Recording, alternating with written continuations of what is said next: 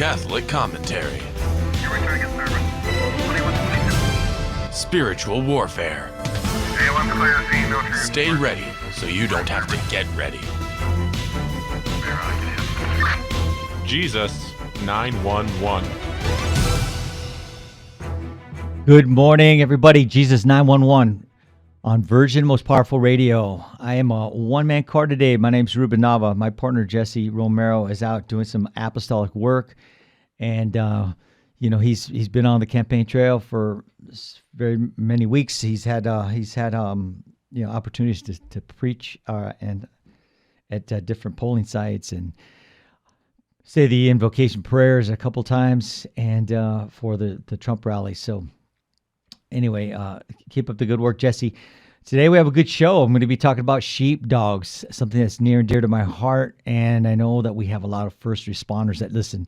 We get emails all the time from them, and so I know we play a part in their faith formation. And I hold that to, deep in my heart. I'm blessed to be able to have this platform, and just if you're tuning in for the first time and don't know who I am, I'm just a blue-collar guy, 31-year veteran of law enforcement, worked for the largest sheriff's department in the free world, as did Jesse Romero to LA County Sheriffs. And so we're going to be talking about sheepdogs and how it relates and how it affects how you men out there going forward are going to need to step up, okay? It's not just law enforcement that need to be sheepdogs, military that need to be sheepdogs. We got to have more of you. So we'll get into that. Hey, I wanted to recommend a prayer that Jesse had on his Facebook. It's kind of lengthy, but so I won't do it on the air. But he posted on his Facebook page a prayer by Congresswoman Michelle Bachmann, and it's a 5-point. 5 strategic prayer points, and it's really quite well, really done well. So I prayed it last night. I'm going to be praying it every day, so hopefully you can get a hold of it.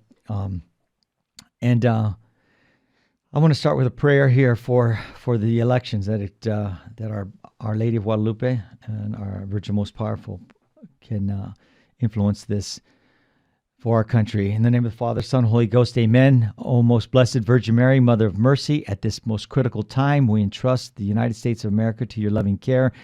Most Holy Mother, we beg you to reclaim this land for the glory of your Son. Overwhelmed with the burden of the sins of our nation, we cry to you from the depths of our hearts and seek refuge in your motherly protection. Look down with mercy upon us and touch the hearts of our people. Open our minds to the great worth of human life and to the responsibilities that accompany human freedom. Free us from the falsehoods that lead to the evil of abortion and threaten the sanctity of family life. Grant our country the wisdom to proclaim that God's law is the foundation on which this nation was founded, and that He alone is the true source of our cherished rights to life, liberty, and the pursuit of happiness. O merciful Mother, give us the courage to reject the culture of death and the strength to build a new culture of life. In the name of Father, Son, Holy Ghost, amen. Okay, so here we are, a week after the election, and the more I'm hearing about the appeals and some of the reasonings for it, you can't listen to the media. The left, they're saying unfounded. Trump, you keep crying foul, and that there's election fraud with no proof of it. Of course, he's not going to come out on the media and lay his cards out on the table. You don't do that. That's why you have attorneys. That's why you take it to court. And you didn't see one city burned down when the vote started spinning towards Biden. Okay, so we do things in a peaceful manner. I can't say that about the other side. Now they're finally taking the plywood off the windows, and I know in Hollywood and Beverly Hills and a lot of these cities, inner cities, where they were worried about the left destroying their cities in the aftermath of a Trump victory, and we still may have that, because I'm holding to the belief that there was fraud. So anyway, I'm going to talk to you today about Sheep, Wolves, and Sheepdogs. And if you've never heard of this, you stay tuned. It's pretty interesting. It's by retired Lieutenant Colonel Dave Grossman of U.S. Army. He's the author on killing. Okay, and don't worry that this is going to be a show about how we're going to go out and mass murder people. This is not that. But he's an American author and law enforcement trainer, and he's specialized in the study of psychology of killing, a proposed subset of psychology focused on the study of the effects of killing on the human psyche. He's a retired lieutenant colonel in the Army, and I had the privilege of attending one of his seminars about 15 years ago, and it radically changed my life. It radically changed the mindset I had about my role and my responsibility as a first responder, as a law enforcement officer. And I'll get into that. I'll talk about that. And so he goes around the country, and he's got it's called a Killology research group, and he educates law enforcement officers and soldiers to improve outcomes in lethal encounters. You know, he's best known for his police training program based on the self-coined study of Killology, which aims to reduce officers' psychological inhibition to kill suspects. Grossman describes a facet of his training as it relates to the human reluctance to kill as making it possible for people to kill without conscious thought. Now, a lot of people and a lot of our military, law enforcement, they suffer from PTSD and in the aftermath of their shootings. And he helps people deal with that. And no one knows what they go through unless you've been through it. So I had the misfortune of being in one shooting myself, and so I know from experience how you could be feeling. There's different ups and downs in the aftermath, but he also speaks to civilian events to reduce crime, violence in society, and deal with the aftermath of violent events such as school shootings. But as a civilian, Grossman has served as an expert witness in numerous state and federal court cases, and was part of the prosecution team of the United States versus Timothy McVeigh. He did get some criticism recently in the aftermath of the George Floyd shooting. On the protest, Grossman's message received criticism from a number of sources as pushing policing in America in the wrong direction and encouraging unnecessary use of force. The University of Nebraska criminal justice professor Samuel Walker characterized Grossman's training as okay for Green Berets, but unacceptable for domestic policing. The best police chiefs in the country don't want anything to do with this, and Minneapolis Mayor Jacob Fry, the lefty over there in Minneapolis, he banned fear-based training, a designation that included Grossman's seminars. So he banned his police officers from going to it. Anyway, I think that was the wrong move, but some of the books he's written are on killing, the psychological cost of learning to kill in war and society, stop teaching our kids to kill, a call to action against TV, movie, and video game violence, on combat, the psychological, physiology, deadly conflict in war and peace, and several others. Bulletproof Marriage, a 90-day devotional, is written by Adam Davis and Lieutenant Colonel Grossman. He's a Christian man. I don't know what persuasion, but he's constantly referencing God and referencing Scripture. So he's a man after God's own heart. And so this article that he puts out, it's you can find it on the web. But he says that honor never grows old, and honor rejoices the heart of age. It does so because honor is finally about defending those noble and worthy things that deserve defending, even if it comes at a high cost. In our time, that may mean social disapproval, public scorn, hardship, persecution, or as always, even death itself. The question remains, what is it worth defending? Or what is worth defending? What is worth dying for? What is worth living for? And that was a quote from William J. Bennett in a lecture to the United States Naval Academy, November 24, 1997. And I would add to this election, which puts into question the very constitutional rights as a citizen of this republic. Those rights include free speech, freedom of religion, our right to assemble, the right to bear arms, our right to be secure in our persons, houses, papers, and effects against unreasonable searches and seizures. It could come a day when if communism is to plant its heels into this republic, that a lot of these things will be banned. As we know, the left has been trying to get rid of guns forever. And you only think about a society that would do that is because they know something's coming in the future that is going to require people to defend themselves. So that's something to think about.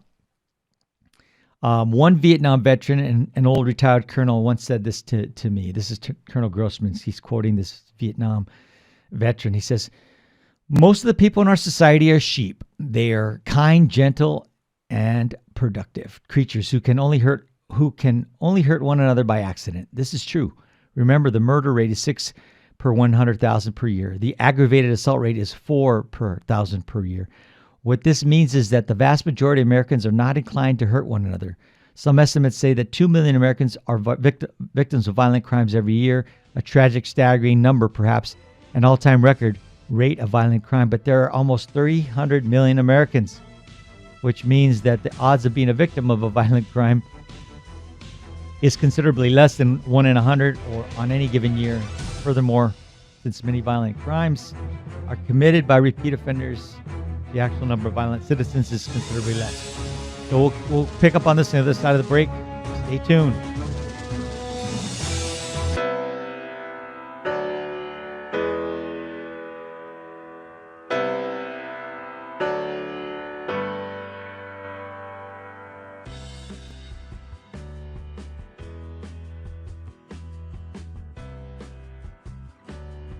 In Luke 7, Jesus said, "I tell you, her many sins have been forgiven her, because she has been shown great love."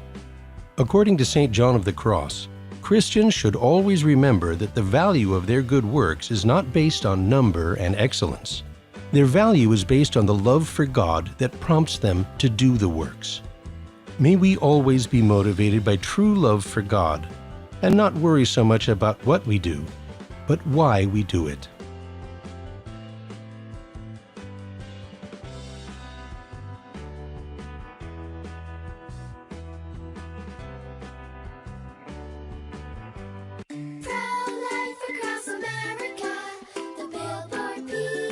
How does the baby move in your tummy? How does the baby eat? Can the baby hear me?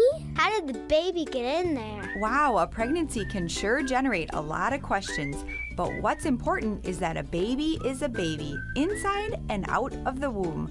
Not just after birth, but 9 months before, at conception. That's right. Every baby is a miracle. Hello, my name is Marianne Koharski. I'm the director of Pro-Life Across America. If you know someone who is pregnant or in need of alternatives or assistance or would like to support the work of Pro-Life Across America, please visit our website at prolifeacrossamerica.org, or better yet, simply dial pound 250 on your cell phone and say the keyword pro-life. Pro-Life Across America is non-political and totally educational. A baby's heart is beating 18 days from conception. Pro-life across America, the Billboard people.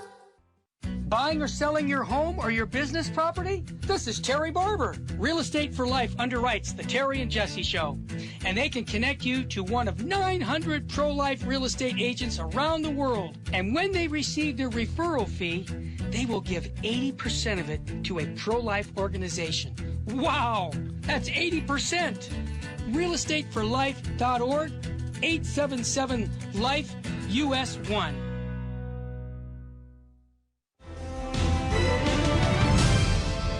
Now, back to Jesus 911.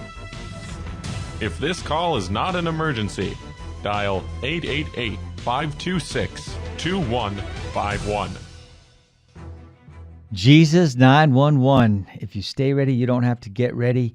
And that's what we're talking about today, being a sheepdog myself, and going to try to exhort more of you men out there be sheepdogs.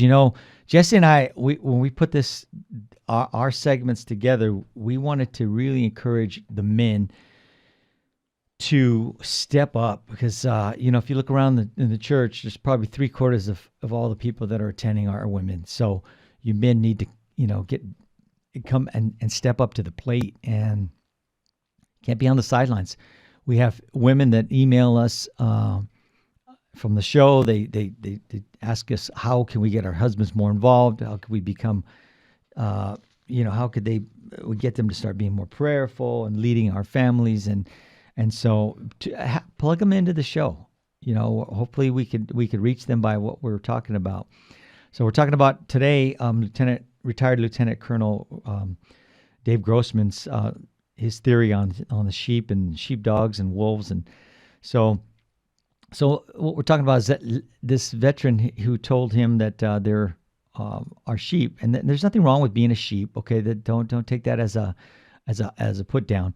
But there's a paradox. We must grasp both ends of the situation. We may well be in the most violent times in history, but violence is still remarkably rare. This is because most citizens are kind. They're decent people who are not capable of hurting each other, except by accident or under extreme provocation. So they're sheep. Okay. I mean nothing negative. Like I said, he's Dave, Lieutenant Colonel Grossman says, I mean nothing negative by calling them sheep. To me, it's like the pretty blue robin's egg. Inside, it's soft, gooey, but someday it will grow into something wonderful. But the egg cannot survive without its hard blue shell. Police officers, soldiers, and other warriors are like that shell. And someday the civilization they protect will grow into something wonderful. For now, though, they need warriors to protect them from the predators. And this is my own take here, is I can't fathom in this political year that we've heard this incredulous rhetoric from the left to defund the police.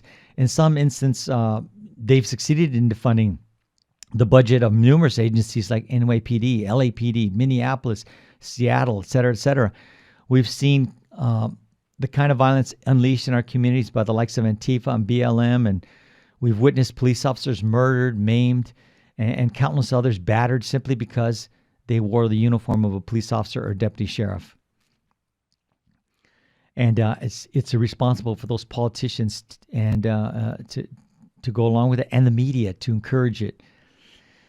So the article goes on to say that there are wolves. The old war veteran said that the wolves feed on the sheep without mercy. Do you believe there are wolves out there who will feed on the flock without mercy? You better believe it. There are evil men in this world, and they're capable of evil deeds. The moment you forget that or pretend it is not so, you become a sheep. There's no safety in denial, okay? And I've seen evil. I've seen these wolves face to face on the streets. I've arrested them and gone after them, chased them down, and they do exist, okay? There are certain departments across the nation, they will say, oh, we don't have a gang problem. Well, what they do is they stop reporting the statistic as a gang-related crime. Just like for a while they were saying, oh, we don't have very many domestic violence cases here in our city, but because they weren't on the front, they were all put on the back burner. They weren't highlighting those. But that's definitely true about gang violence, and so a lot of times cities will not want to let prospective buyers that want to come into the community be alarmed by the fact that the crime rate is higher than it needs to be, or the what's behind the crime rate. So that's my own 2 cents. So there are sheepdogs, he went on, and I'm a sheepdog. I live to protect the flock and confront the wolf. If you have no capacity for violence, then you are a healthy, productive citizen, a sheep. If you have a capacity for violence and no empathy for your fellow citizens, then you have defined an aggressive sociopath, a wolf.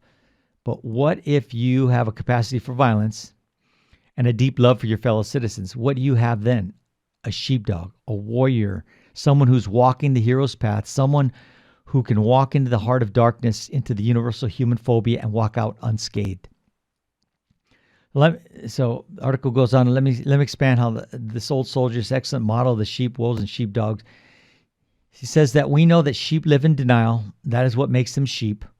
They do not want to believe that there's evil in the world. They can accept the fact that fires can happen, which is why they want fire extinguishers, fire sprinklers, fire alarms, and fire exits throughout the kids' schools. But many of them are outraged at the idea of putting an armed police officer in the kids' school. Our children are thousands of times more likely to be killed or seriously injured by school violence than by a fire. But the sheep's only response to the possibility of violence is denial. The idea of someone coming to kill or harm their child is too hard, and it's just too hard. And so they choose the path of denial. And I'll tell you right here in LA, they defunded the LA Unified School Police, who patrol all the LA Unified Schools in LA proper, and it's idiocy is what I can't understand how they think that their children are going to be safer without police there. So it goes on to say the sheep generally do not like the sheepdog. I've heard that before. He looks like a wolf. He has fangs and the capacity for violence. The difference, though, is that the sheepdog must not, cannot, and will not ever harm the sheep. Any sheepdog who intentionally harms the lowliest little lamb will be punished and removed. The world cannot work any other way, at least not in a representative democracy or a republic such as ours. And you've seen that when police have stepped out of line or military people have stepped out of line and they went beyond their scope, they've been prosecuted. They've been held to answer. Okay, we see that going on in the courtrooms across the nation. And we've seen police officers accused of wrongdoing, and they come out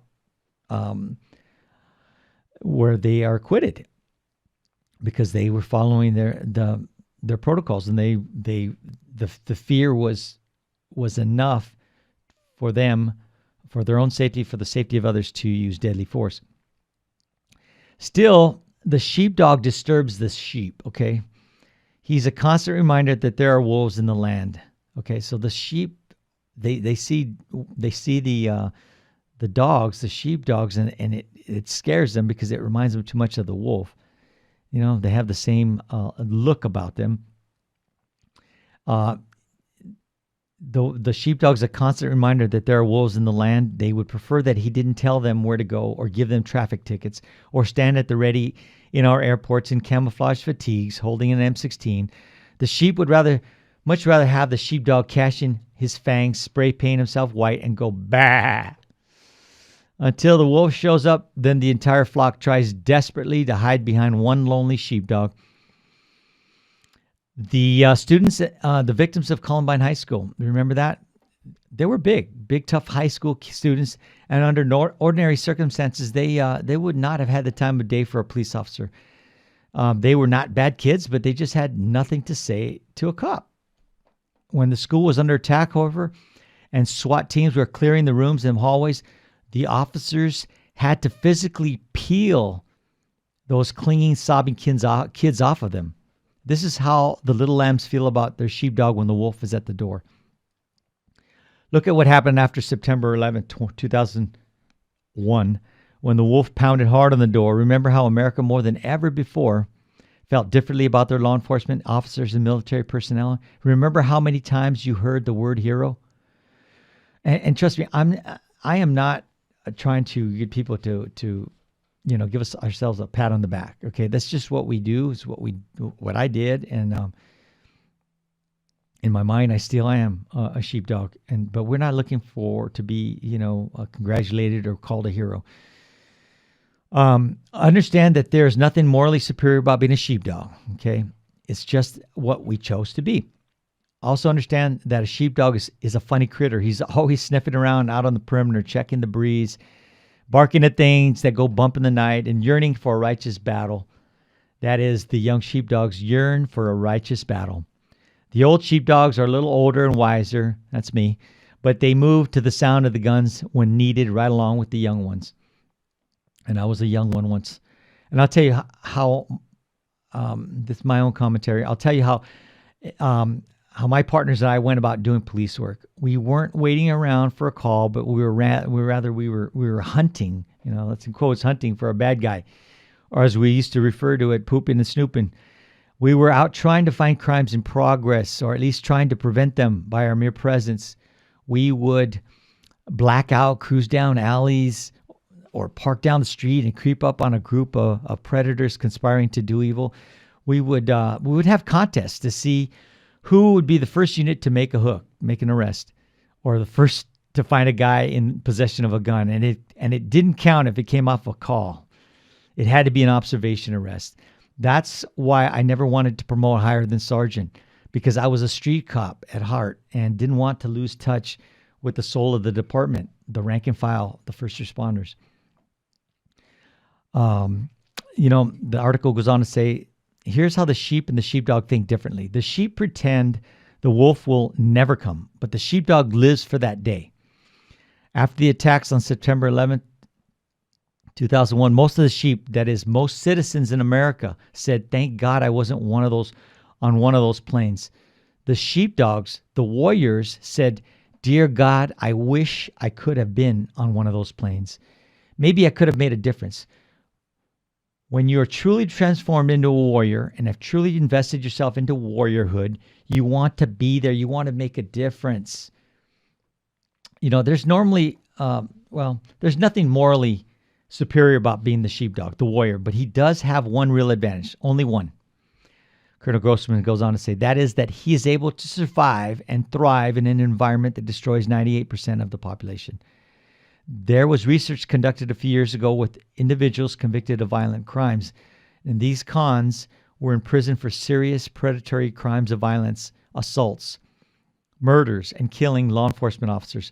The vast majority said they specifically targeted victims by body language, slumped walk, passive behavior, and lack of awareness. They chose their victims like big cats do in Africa, when they select one out of the herd that is least able to protect themselves. And I'll tell you, there's two things. There's only two type of people who have their head on a swivel: cops and crooks. Okay, so we're always watching our six. We got our head going all different directions. We don't want to be caught slipping and have someone come up on behind us. We don't want to be a victim of sheepdogs. Okay, we'll be right back. We'll continue with this article by Colonel Grossman. Change that dial.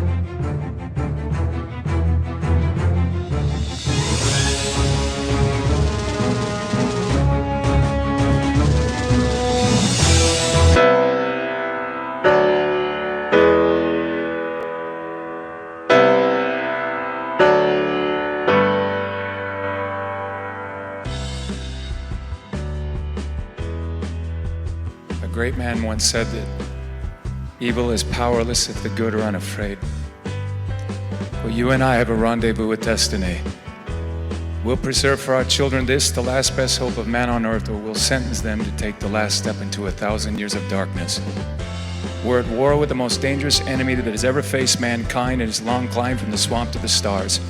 And it's been said, if we lose this war, and in so doing lose this great way of freedom of ours, history will report with the greatest astonishment that those that had the most to lose did the least to prevent it from happening. Well, I think it's high time now that we ask ourselves if we still even know the freedoms that were intended for us by our founding fathers.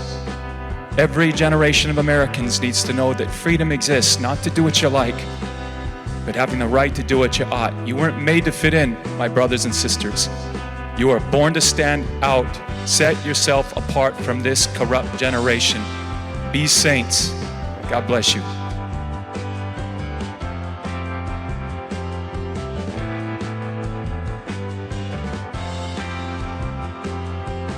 If you shop on Amazon.com, there's an easy way to support Virgin Most Powerful Radio. Just visit smile.amazon.com and type in Catholic Resource Center under the desired charity. Now, when you log into your Amazon account and purchase products, a portion of it will automatically go to support Virgin Most Powerful Radio at no cost to you.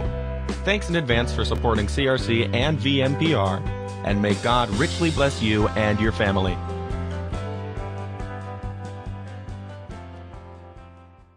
Buying or selling your home or your business property? This is Terry Barber. Real Estate for Life underwrites the Terry and Jesse Show. And they can connect you to one of 900 pro-life real estate agents around the world. And when they receive their referral fee, they will give 80% of it to a pro-life organization. Wow! That's 80%! realestateforlife.org, 877-LIFE-US1.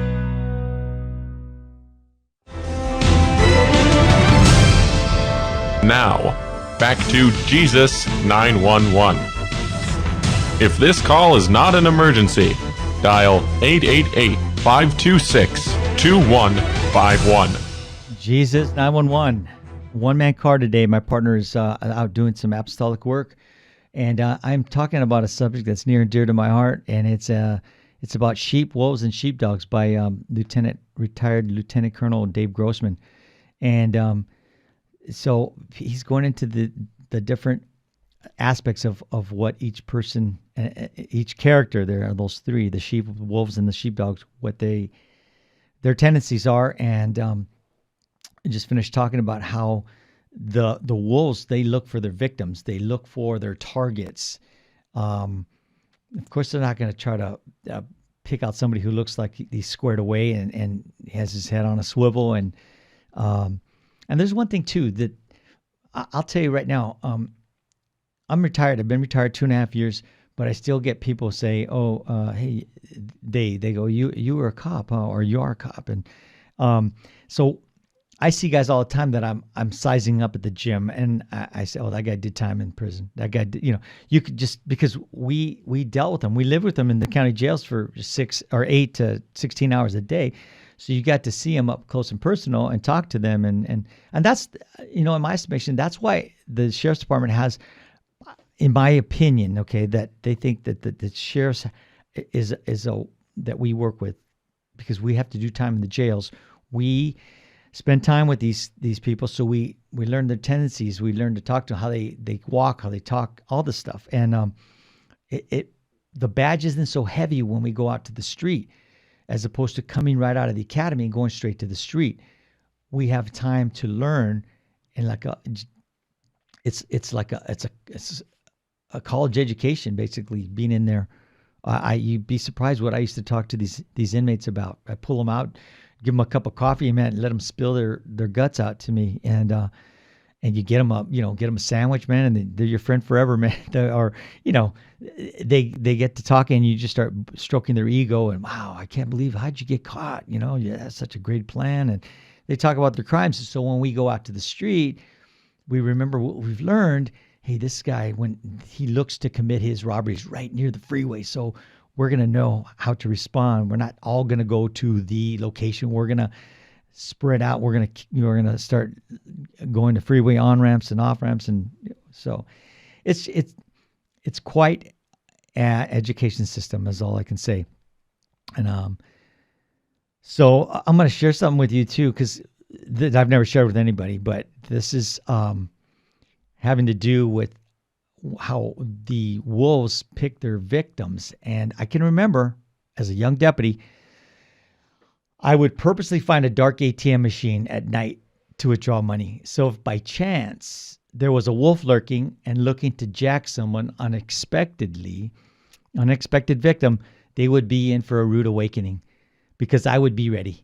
I didn't have a death wish. I didn't have a desire to go shoot somebody, but I would rather that it happened to me as opposed to a little old lady, one of the sheep that was unsuspecting. So it happened to a friend of mine.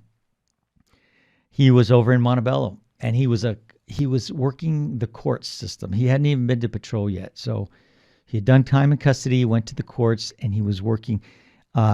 And he was withdrawing money from a well-lit area. And some gangsters pulled up. I believe they were from Baldwin Park in California. They pulled up, they jacked him, they came up behind him with a gun and robbed him. And when he realized, I got to do something. I'm a police officer, So as they start running to their van, he says, "Freeze, police!" And a guy turned around with the gun, and when he turned around, the gun was pointed back at this friend of mine, and he fired at the suspect, killing him, and the other guys fled, and they were later apprehended. But I never forget this. We went to briefing the next morning after it happened, and I wasn't present when it happened. I wasn't working. But our sergeant rolled to that, and our sergeant came to briefing and told us that the young deputy, he apologized to him. He says, "I'm sorry, sir. I didn't say freeze deputy sheriff. I said freeze police officer." And I'll never forget that in briefing, that we all got a chuckle out of that. So it doesn't matter, police, sheriff. We're all on the same team. But anyway, I digress. Okay, so the article goes on to say some people may be destined to be sheep and others might be genetically primed to be wolves or sheepdogs, but I believe that most people can choose which one they want to be. And I'm proud to say that more and more Americans are choosing to become sheepdogs. 7 months after the attacks on September 11, 2001, Todd Beamer was honored in his hometown of Cranberry, New Jersey. Todd, as you recall, was the man on Flight 93 over Pennsylvania who called on his cell phone to alert an operator from United Airlines about the hijacking. When he learned of the other 3 passenger planes that had been used as weapons, Todd dropped his phone and uttered the words, "Let's roll," which authorities believe was a signal to the other passengers to confront the terrorist attackers. In 1 hour, a transformation occurred among the passengers. Athletes, business people, and parents, from sheep to sheepdogs, and together they fought the wolves, ultimately saving an unknown number of lives on the ground. And some people speculate that was headed for the White House, that plane. There's no safety for honest men except by believing all possible evil of evil men. Edmund Burke said that. And Pat Tillman, I believe he was playing for the Cardinals. He was a safety in the NFL. He was so moved by what happened after September 11th, he left his NFL career and joined the Army. And I believe he might have been a Ranger. I don't remember. It's been a while since I read his story, but a hero. He went out there. He was killed. Unfortunately, it turned out to be friendly fire, but he gave of his life to go serve our country. And that's a hero. That's a sheepdog. He gave up a life of comfort, left his family to go serve. And I have the utmost respect for that man, Pat Tillman. He was from Arizona State. I believe they've got a big like a memorial there in their stadium there for him. It's quite a difference from the athletes you see today. These woke social justice warriors, SJWs, who are selfish and just concerned about themselves. So here's the point that Grossman likes to make. He likes to emphasize, especially to the thousands of police officers and soldiers that he speaks to each year. In nature, real sheep are born as sheep. Sheepdogs are born that way, and so are wolves. They didn't have a choice. But you are not a critter. As a human being, you can be whatever you want to be. It's a conscious moral decision. And I was fortunate enough to have parents that said, and my dad especially, you can be whatever you want to be if you put your mind to it. And if you want to be a sheep, then you can be a sheep, and that's okay. But you must understand the price you pay. When the wolf comes, you and your loved ones are going to die if there's not a sheepdog there to protect you. If you want to be a wolf, you can be one, but the sheepdogs are going to hunt you down and you will never have rest, safety, trust, or love. But if you want to be a sheepdog and walk the warrior's path, then you must make a conscious and moral decision every day to dedicate, equip, prepare yourself to thrive in that toxic, corrosive moment when the wolf comes knocking at the door. For example, many police officers carry weapons in church, and they are well concealed in ankle holsters, shoulder holsters, inside the belt holsters, tucked into the small of their backs. Anytime you go to some form of religious service, there's a very good chance that a police officer in your congregation is carrying. That's me. You will never know if there's such an individual in your place of worship until the wolf appears to massacre you and your loved ones. And Grossman says he was at a training of a group of police officers in Texas. During the break, one officer asked his friend if he carried his weapon in church. The other cop replied, "I will never be caught without my gun in church." I asked why he felt so strongly about this, and he told me about a cop he knew who was at a church massacre in Fort Worth, Texas in 1999. In that incident, a mentally deranged individual came into the church and opened fire, gunning down 14 people. He said that the officer believed he could have saved every life that day if he had been carrying his gun. His own son was shot, and all he could do was throw himself on the boy's body and wait to die. The cop looked me in the eye and said, "Do you have any idea how hard it would be to live with yourself after that?" Some individuals would be horrified if they knew this police officer was carrying a weapon in church. They might call him paranoid and would probably scorn him. Yet these same individuals would be enraged and would call for heads to roll if they found out that the airbags in their cars were defective or that the fire extinguisher and fire sprinklers in the kids' schools did not work. They can accept that fact, and they can accept the fact that fires and traffic accidents can happen and that there must be safeguards against them.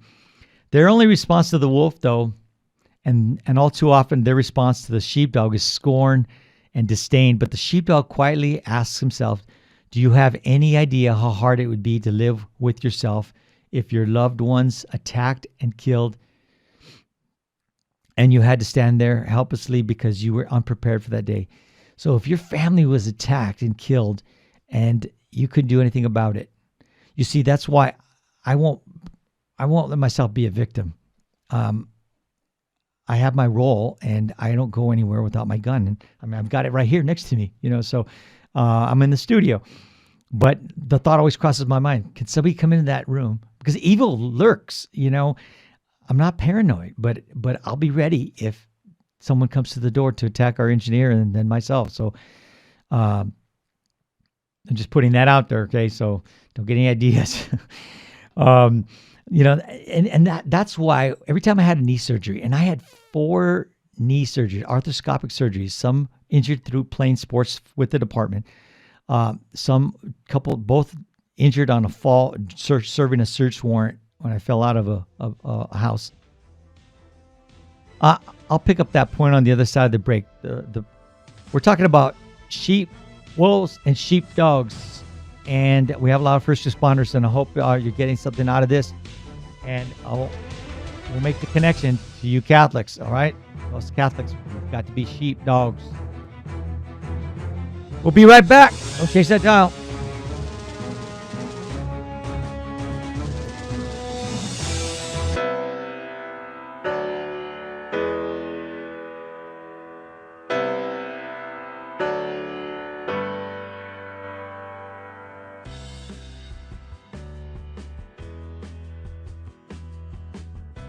We got Ernesto from Long Beach. I just wanted to comment, and I just wanted to thank you guys. And I kind of wanted to encourage people that are listening, maybe that are not donating, because honestly, I got to be honest. I used to think you guys were a little too over the top. Yeah.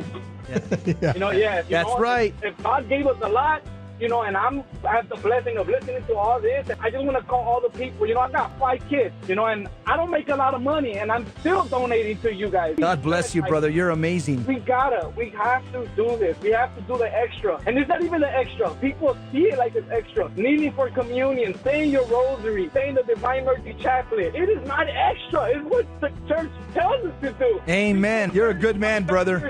30 years old, 29 years old, 5 kids, and I thank you guys. But everybody else, man, get on fire. Fight for the truth, man. I know what I'm telling you guys. There's I so love much it. out there.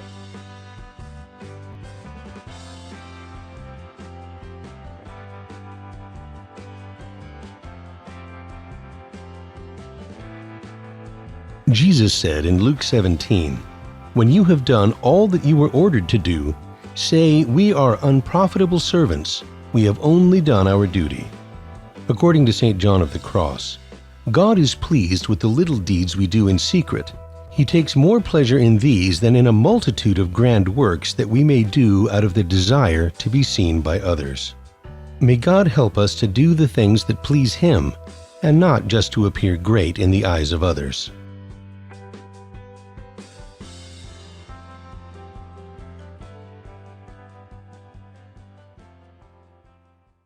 Buying or selling your home or your business property? This is Terry Barber. Real Estate for Life underwrites the Terry and Jesse Show.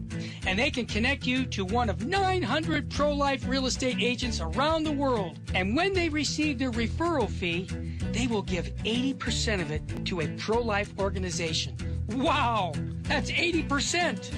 realestateforlife.org, 877-LIFE, US 1.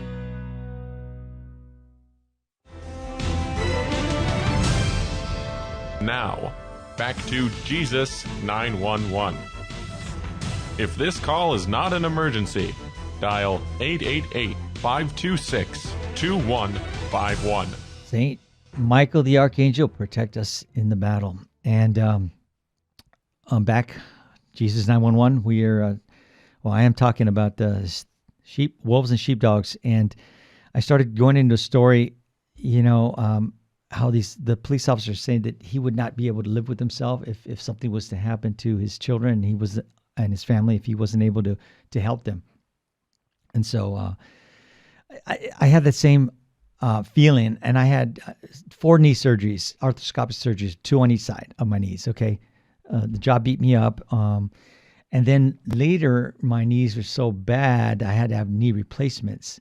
But I got back to work 8 weeks after each arthroscopic surgery. I got back, I wasn't gonna, I didn't want to be out and have something happen to my guys, my team. So guys would take 6 months, a year to rehab from an arthroscopic surgery. I was back every time after 8 weeks. And that's only because I couldn't come back sooner. The doctor wouldn't release me. Then when I had my knee replacements in 2014, in July, I had my first one. October, 3 months later, I had my second one. Meanwhile, I was working my tail off doing physical therapy. My only desire was to get back because I wouldn't have been able to live with myself if something would have happened to my guys in my absence. And I was a sergeant working a DEA task force. And, they might not understand it, but it was within me that I didn't want to leave them out there. It's like people in the military who've served, in combat and they get wounded and they're in the hospital recuperating, and their only desire is to get back out there with their guys because they feel like they're letting them down. And that's how I felt. And so I got back to work 3 months after my second knee replacement, full duty, no restrictions. And my doctor said that he says, most cops or firemen have 1 replacement and they retire. You had 2 and came back to work after 3 months after the second one. And it's not to prop myself up. I'm better than everybody, but I knew I had to do the work to get back to help my guys and to be there to be the sheepdog. All right. So that's just me, but it's, going back to this article so we can finish it up here. It's a denial that turns people into sheep. Sheep are psychologically destroyed by combat because their only defense is denial, which is counterproductive and destructive, resulting in fear, helplessness, and horror when the wolf shows up. Denial kills you twice. It kills you once at your moment of your truth when you're not physically prepared. You didn't bring your gun. You didn't train. Your only defense was wishful thinking. Hope is not a strategy. Denial kills you a second time because even if you do physically survive, you're psychologically shattered by your fear, helplessness, and horror at your moment of truth. That's why I say all the time, stay ready so you don't have to get ready. Gavin de Becker puts it this way in Fearless, his superb post 9/11 book, which should be required reading for anyone trying to come to terms with current world situation. Denial can be seductive, but it has insidious side effect. For the peace of mind deniers think that they get by saying it isn't so. The fall they take when faced with new violence is all the more unsettling. So denial is a save now, pay later scheme, a contract written entirely in small print for in the long run. The denied person knows the truth on some level. And so the warrior must strive to confront denial in all aspects of his life and prepare himself the day when evil comes. If you are a warrior, I'm speaking to you guys out there now. If you are a warrior who's legally authorized to carry a weapon and you step outside without that weapon, then you become a sheep. Pretending that The bad man will not come today. No one can be on 24/7 for a lifetime. Everyone needs downtime. But if you're authorized to carry a weapon and you walk outside without it, just take a deep breath and say to yourself, bah. This business of being a sheep or a sheepdog is not a yes or no dichotomy. It's not an all or nothing either or choice. It's a matter of degrees or a continuum. On one end, it's an abject head in the sand sheep, and on the other end is the ultimate warrior. Few people exist completely on one end or the other. Most of us live somewhere in between. Since 9/11, almost everyone in America took a step in that continuum away from denial. The sheep took a few steps towards accepting and appreciating their warriors, and the warriors started taking their job more seriously. The degree to which you move up that continuum away from sheephood and denial is the degree to which you and your loved ones will survive physically and psychologically at your moment of truth. So why do I bring all this up? Okay, that's the end of that article, but lots of us first responders listen to the show, okay? And by the way, our show numbers are shooting upwards significantly every week. So thank you for sharing the show with your family and friends. We are blessed to have this great loyal listeners and followers. But I want to encourage more men to step up, be vigilant for their families. And when you're at mass especially, you cops out there, don't you dare leave your guns in the car or at home. And some people forget that we have to go through, you know how women have wardrobe problems. Oh, what am I going to wear? We have to wardrobe problems too. We have to say, okay, how can I wear this gun where it's going to be concealed, where they're not going to see a bulge sticking out. You know, I've had it in church one time.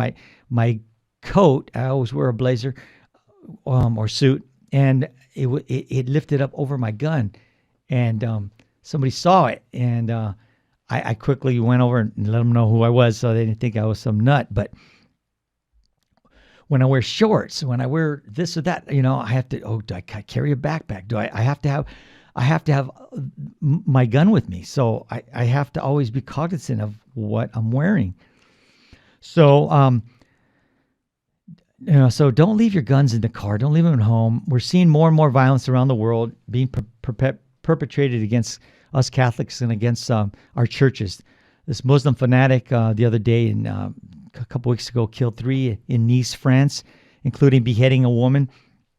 I was told in Arizona this past last weekend, okay, armed security made up of parishioners escorted a guy out, a crazy man who was threatening to blow up the church at the SSPX in Our Lady of Sorrows in Phoenix, not far from where Jesse lives. So the armed security made up of parishioners escorted him out without incident. Father Burfitt over here at Our Lady of the Angels in Arcadia has also armed security made up of parishioners and ex-cops and military guys. You know, it's the time we live in. But they're not living in denial that violence and the wolf is going to come. It's going to come. It's just a matter of time. So you have to be ready. And so you have to, I want you Catholics, this is your church. So you need to step up. Go to your pastor, go to your Knights of Columbus, go put something together. There's training out there that you can get if you, so that you know what to do in the event something happens. That's just the way I think. When I was going to a chapel years ago, you know, I was up in the choir loft, and I had 5 cops that attended with me. My wife, my cousin, another friend, and a couple other guys. And so I had the high ground. So if somebody was going to come in, I would be able to pluck them off. But I met with these guys. I said, look, this is the game plan. Sit spaced out. I don't want you sitting together, and you have this job. If something goes down, I want you to lock the doors, because I don't want more bad guys rushing in. Lock the doors. You keep the peace. Keep people down. Keep them, you know, from going crazy, and running, trampling, and becoming in pandemonium. You know, if you're trying to get a shot off and people are running around, you might hit the wrong person. So get everybody down, stay calm, and don't start bailing out the doors. You don't know what's on the outside. And so I had a game plan already for them, so that I went over this over and over and over in my mind in case it did happen. Thank God it never did. But I wasn't going to have to think about what I was going to do, because I was already prepared for what I was going to do. So all I had to do was react. And you fall back on your training in times of crisis. There are times when I think back on my career, and I don't even remember getting my gun out, and there were people were telling me what I did, and it just came out, and I didn't think about it. It was just, I was on the target, and that's just the way Sheepdog work. And so what does the future hold for our society as we're wrapping this show up, okay? And we're going to revisit this a little bit on Thursday with Jesse, because I want to get his take on it. And there's another article that I want to share with him and you guys again on Thursday. It doesn't have to take the whole show like it did today. I didn't anticipate this taking the whole show, but in the future, what does our society hold? Well, we could be on the brink of a civil war in the not too distant future. At what point will you draw the line in the sand? Communism will eventually lead to dismantling the church. We will have to go underground, like in China. The Catechism of the Catholic Church, it allows us the ability to protect ourselves. It says in 2264, love towards oneself remains a fundamental principle of morality. Therefore, it is legitimate to insist on respect for one's own right to life. Someone who defends his life is not guilty of murder, even if he's forced to deal his aggressor a lethal blow. This is straight from the Catechism. If a man in self-defense uses more than necessary violence, it will be unlawful. Whereas if he repels force with moderation, his defense will be lawful. Nor is it necessary for salvation that a man omit the act of moderate self-defense to avoid killing the other man, since one is bound to take more care of one's own life than another's.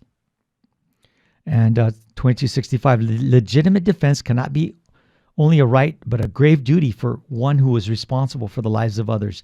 The defense of the common good requires that an unjust aggressor be rendered unable to cause harm. For this reason, those who legitimately hold authority also have the right to use arms to repel aggressors against the evil community entrusted to their responsibility. And then there's also in 2266, the efforts of the state to curb the spread of behavior harmful to people's rights and the basic rules of civil society correspond to the requirement of safeguarding the common good. And legitimate public authority has the right and duty to inflict punishment proportionate to the gravity of the offense. Punishment has the primary aim of redressing the disorder introduced by the offense. When it is willingly accepted by the guilty party, it assumes the value of expiation. So there you have it.